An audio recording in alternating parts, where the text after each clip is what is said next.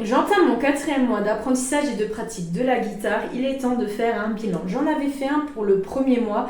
Cette vidéo va porter essentiellement sur les 2 derniers mois qui ont été riches en apprentissage. Je vais vous raconter tout ça, c'est parti. En termes de technique, j'en ai appris quelques-unes, dont les fameux accords barrés. Ces accords font partie des plus compliqués. N'importe quel guitariste vous dira la même chose, les accords barrés, c'est compliqué. Par exemple, pour tous les accords barrés, toujours l'index qui appuie sur toutes les cordes. La difficulté, c'est qu'il faut que l'index appuie bien sur toutes les cordes et avec les 3 autres doigts, on appuie aussi sur les cordes. Par exemple, pour le Fa, avec l'annulaire et l'auriculaire, je vais appuyer sur la 2e et la 3e corde, avec le majeur sur la 3e corde et avec l'index, je vais appuyer sur toutes les cordes.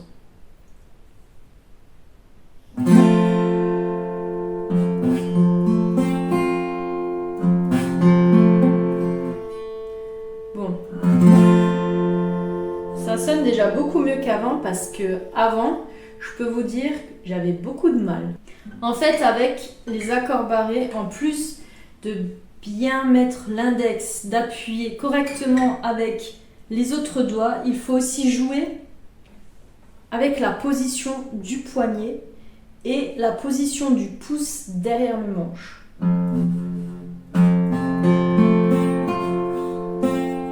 Vous voyez, celle-ci, elle a un peu de mal. Alors, parfois j'arrive à le jouer correctement, mais d'autres fois non. J'arrive pas encore à le jouer tout le temps de la bonne façon.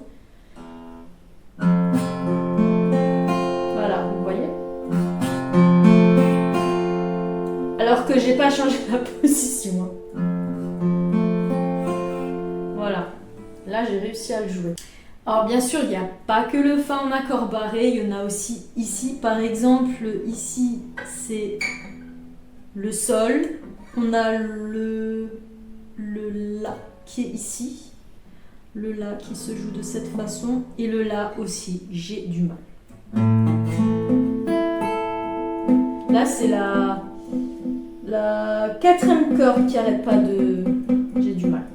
Prochain cours, je vais demander à mon prof parce que là j'ai beau jouer avec mon poignet, mon pouce, là je trouve pas du tout la solution. Je vais encore essayer, mais au prochain cours, si je ne l'ai pas trouvé, je demanderai à mon prof quelques conseils. La seconde technique que j'ai apprise, c'est le saut de corde.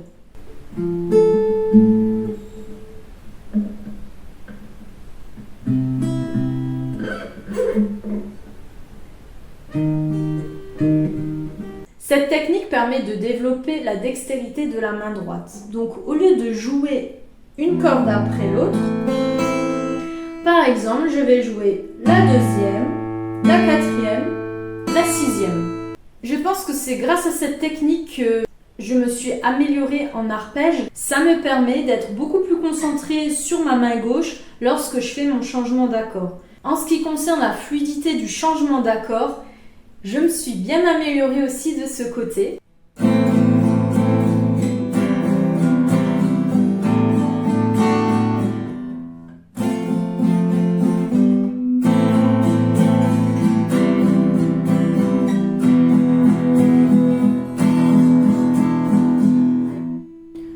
Vous voyez, quand je passe du Ré au Fa barré, c'est un peu plus compliqué. Mais c'est déjà mieux qu'avant, parce que avant ça prenait beaucoup plus de temps à le jouer. Bon, il sonne pas très juste non plus, mais je continue à travailler tout ça. Mais je suis déjà contente de voir que les autres accords, le changement est beaucoup plus fluide. En 3 mois de pratique, je suis vraiment contente. La dernière technique que mon prof m'a appris, c'est l'harmonique naturelle de la guitare. Alors, qu'est-ce que c'est l'harmonique naturelle de la guitare? Je vais vous lire la définition parce que je ne la connais pas par cœur. C'est une résonance aiguë et mélodieuse qu'on obtient en touchant légèrement une corde au niveau de la 5e, 7e et 12e fret. Les frets, ce sont les parties métalliques qui sont sur le manche. Vous voyez? Ça. À partir d'ici, donc la 12e fret, la 7e. Quand mon prof m'a montré cette technique, je me suis dit waouh, mais les sons ils sont géniaux. C'est trop bien. Je l'ai appris sur la chanson Welcome Home de Metallica. Le début, l'intro et le début de la chanson. Mais c'est trop bien, franchement, écoutez-moi ça. C'est magnifique. Et un jour, l'harmonique naturelle sera dans une de mes compos, c'est sûr et certain. La pratique est importante, mais la théorie l'est tout autant. Au niveau de la théorie, j'ai appris le solfège. Enfin, j'ai commencé à apprendre quelques notions de solfège, notamment la valeur des notes. Par exemple, une note blanche fait 2 temps, une note noire fait 1 temps, une croche fait 1 demi-temps. La valeur des notes fait partie d'un ensemble d'une chanson. Ça permet de savoir comment jouer la partition d'une chanson. Mais il n'y a pas que cela, il y a aussi la signature rythmique.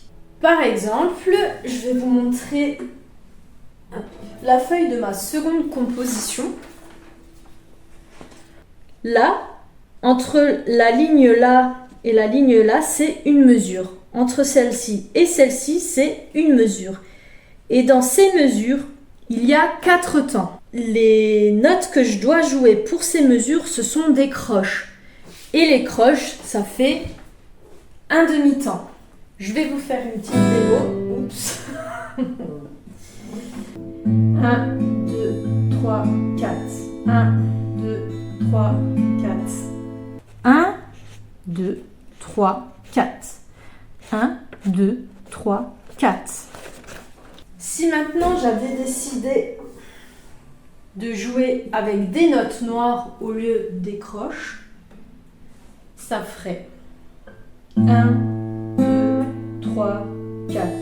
1, 2, 3, 4. Bien entendu, j'aurais pu donner une signature rythmique de 6 temps, de 8 temps, de 2 temps. D'ailleurs, au début, je l'avais écrit en 2 temps et mon prof m'a dit tu peux la faire en 4 temps.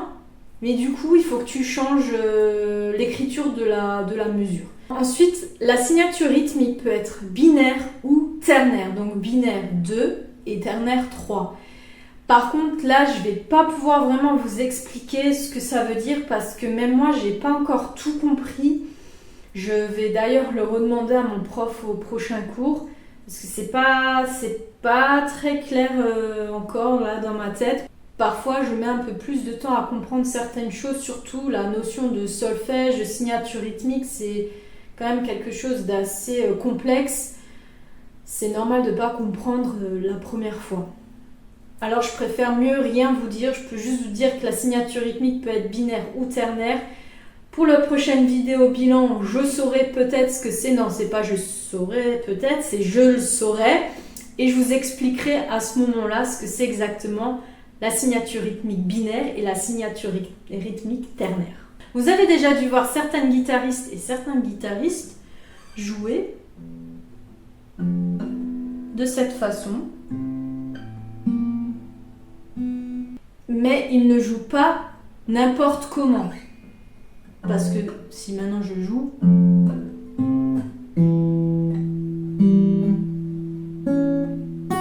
Vous entendez que ça... C'est pas joli, c'est faux, ça se suit pas, les mélodies sont pas du tout harmonieuses. Sur le manche, il y a des notes. Par exemple, là j'ai le Fa, le Sol, La, Si, Do, Ré, Mi. Donc là j'ai Si, Do, Ré, Mi, Fa, Sol, La. Les cordes à vide sont également des notes. Mi, La, Ré, Sol, Si, Mi. Et bien quand j'arrive à la 12e frette et que j'appuie sur les cordes, c'est exactement les mêmes notes. Mi, La, Ré, Sol, Si, Mi.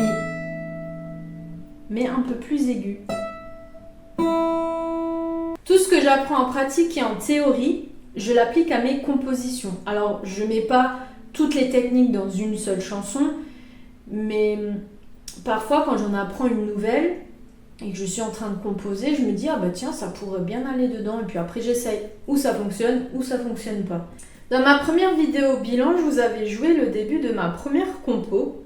Cependant, vous n'entendrez jamais la suite de cette chanson parce que j'ai plus du tout envie de la jouer. Pas que je l'aime plus, mais je la trouve plus aussi intéressante et je m'amuse plus du tout à la jouer. Je m'en suis rendu compte hier.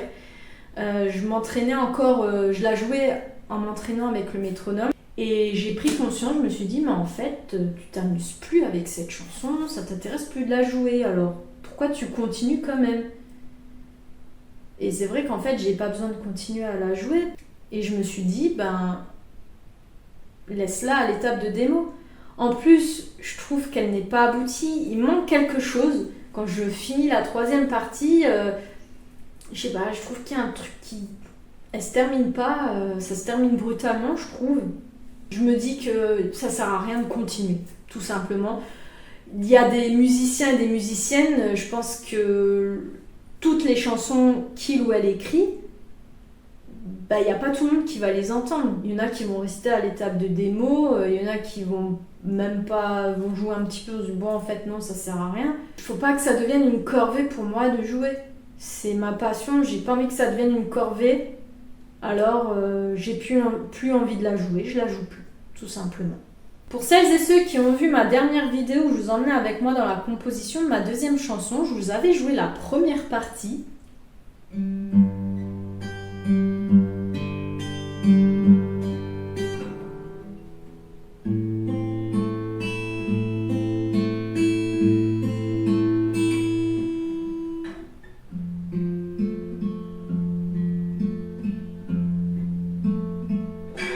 Eh bien, je peux vous dire que ce n'est plus du tout la même. Ces derniers jours, je l'ai beaucoup travaillé, retravaillé, ajouté des parties, enlevé des parties, et je suis plutôt contente de ce que ça donne. Pour que vous puissiez comparer, je vais vous jouer la première partie, la nouvelle version de la première partie.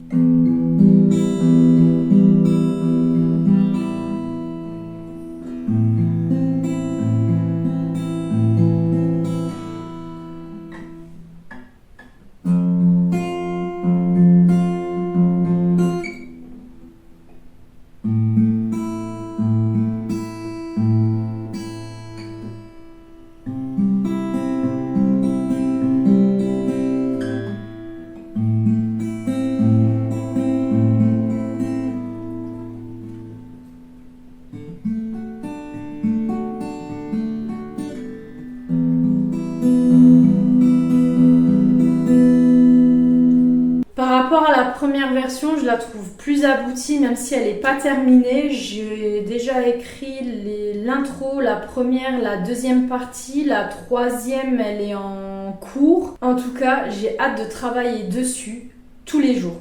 Chaque jour, j'ai envie de continuer cette compo, de m'entraîner dessus, de continuer Enfin, là, je m'entraîne pas vraiment dessus. Je suis vraiment dans la phase écriture. Je rejoue ce que j'ai déjà écrit pour voir si c'est toujours aussi harmonieux, si ça me plaît toujours autant. Et ensuite, je rajoute la suite. Et puis, je vois si ça s'harmonise ensemble ou pas. J'ai également commencé à me renseigner sur le matériel nécessaire pour l'enregistrement.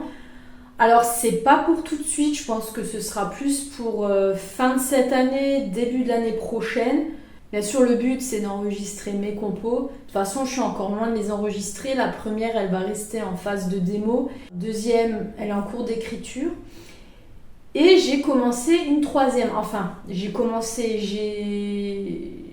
quelques idées pour une troisième compo. J'ai déjà noté ce que je pense jouer, mais j'ai pas continué. C'est vraiment le tout début. Là, je me concentre vraiment sur la deuxième compo.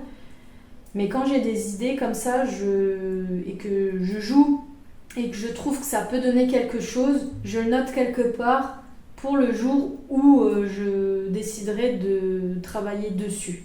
J'ai appris tellement de choses ces derniers mois et je suis toujours aussi impatiente d'être à mon prochain cours pour apprendre de nouvelles choses. Ma motivation pour la guitare et la musique ne diminue pas, bien au contraire. J'ai appris tellement de choses ces derniers mois et je suis toujours aussi impatiente d'être à mon prochain cours pour apprendre d'autres choses au niveau de la pratique, de la théorie, les nouvelles techniques, etc. Et aussi, Il y a parfois des jours où je peux pas jouer pour X raisons, mais quand je peux pas jouer, le lendemain, il faut absolument que je joue. C'est viscéral, j'en ai besoin. Ça me fait tellement de bien de jouer, de créer. Je vais continuer dans ma lancée, suivre assidûment les cours, les conseils de mon prof, pratiquer le plus possible et continuer de composer. Merci d'avoir regardé cette vidéo. N'hésitez pas à vous abonner, à liker, à commenter, à activer la cloche pour ne rien louper. Et moi, je vous dis à bientôt pour une prochaine vidéo.